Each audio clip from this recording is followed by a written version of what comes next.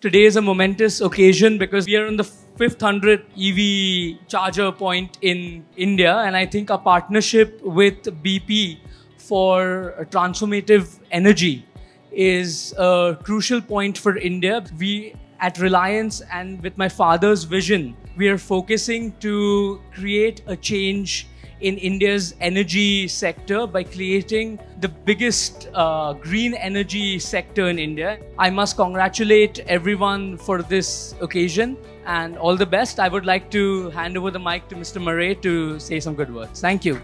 India is, by any regards, the fastest growing energy nation in the world, and we couldn't be luckier than to have a strong partner like Reliance to move forward with this.